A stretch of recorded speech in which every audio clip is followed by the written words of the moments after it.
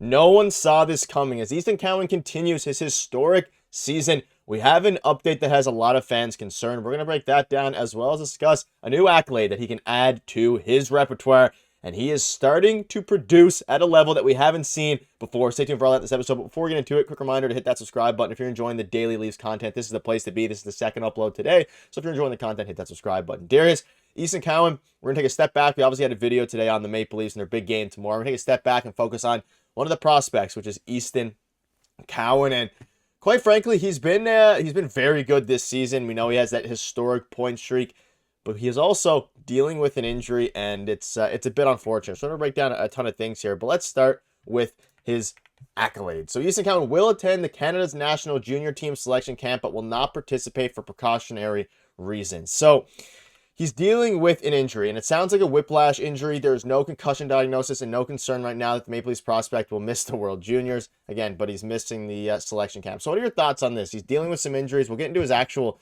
season in the minors here shortly, but what are your thoughts on this? Yeah, there was a big game the other night, the London Knights, and it was in London against the Oshawa Generals, two of the best teams in the Ontario Hockey League. And obviously, both teams wanted to beat each other, and they had some really high draft picks on either end as well. So Easton Cowan got crunched in the middle of that game. He did not return to the game, and there was some speculation that he was dealing with a concussion, that he did suffer a concussion in that game.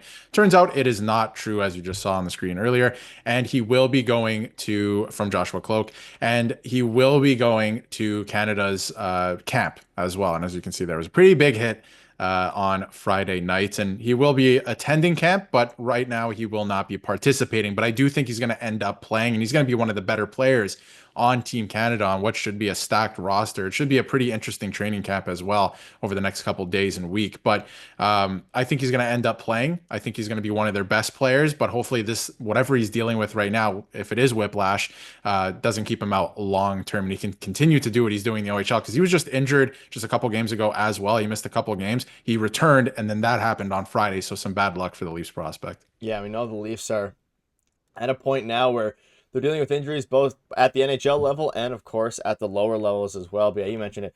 Whiplash, no concussion, which is obviously a good sign. Concussion can keep people out for a while. We're seeing it with Jake McCabe. I'm not entirely sure if it was a concussion, but just hits to the head, pucks to the head, whatever it ends up being, can keep people out for a lot longer. And yeah, Ben Danford with the massive hit on Easton Cowan was going to keep him off the ice at Canada's selection camp. It's interesting. And before we get into things, hopefully he's good. Hopefully everything points to him being, okay. However, with things like this and injuries like this, there's always a little bit of concern that it could linger longer. So we'll keep you up to date on the actual, of course, both the World Juniors or the junior selection team camp updates and, of course, his injury. But I also want to touch on how his season has been and how he could factor into the Leafs going forward. So his point streak has hit 56 regular season games. The OHL record is Doug Gilmour's at 55.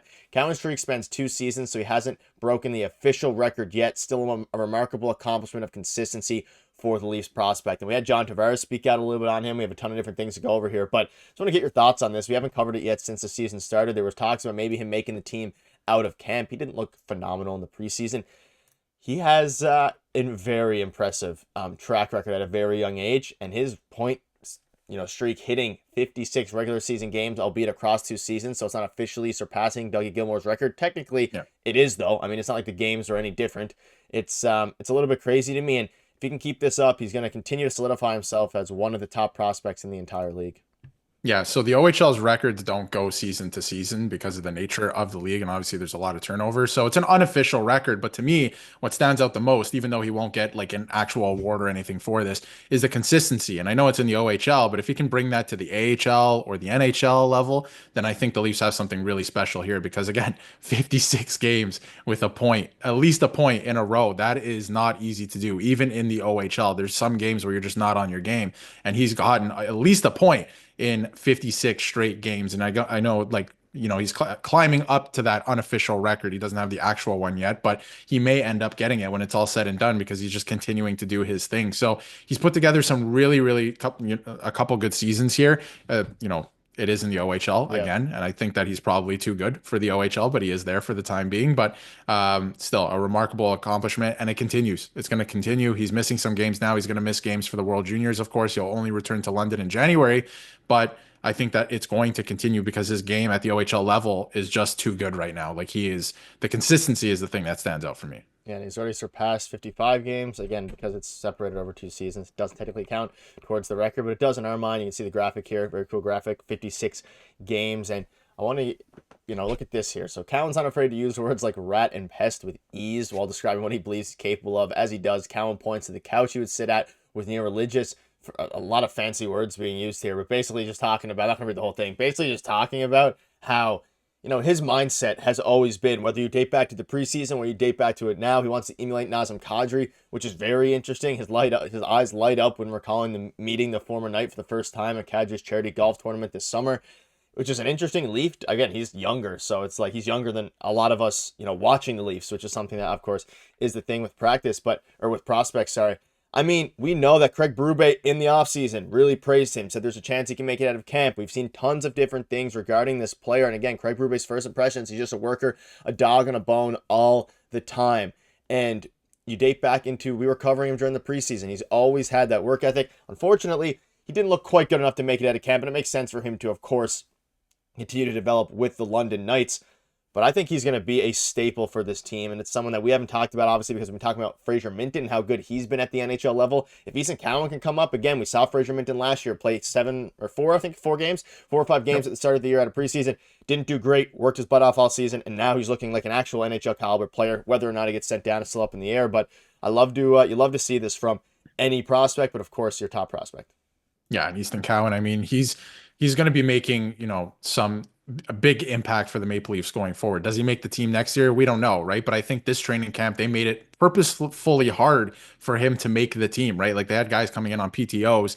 And again, I think that was more about the team anyway, but I think they made it hard for him on purpose to see if he could rise above all that. And if he did, then maybe you were in a spot on this team. And if not, you go back to London. There's no harm in that. And, we'll see you next year or in a couple of years, right? So I think that next year, he is a year younger than Fraser Minton as well. So he's kind of following that development. Maybe he'll be ready to play NHL or in the NHL full time in 2 years, right? We don't know exactly what's going to happen, but I think he's getting closer and closer, and he's tidying up his game as well. I think this is an opportunity this year with him in London and being showcased at the World Juniors to play a really complete game. So I think Leaf fans are going to get a great opportunity to watch him, because not everyone watches the OHL all the time, right? Maybe some people in London who are also Leaf fans would watch Easton Cowan, but you don't all the time. But a lot of eyes are on the World Juniors, so the Leaf, obviously Leaf fans are going to have an opportunity to watch him for a couple games there on a big stage. He's going to be playing for a gold medal, so you're going to see what he's able to do, when the games get tough too. Yeah, and we got to see a little bit of him in the preseason against some great NHL caliber players, and now we get to see him, of course, at the next level as well. One quick thing before we help John Tavares on Easton Cowan. I think there's no doubt the skill set is great. High-end offensive ability, extremely likable, great rounded game.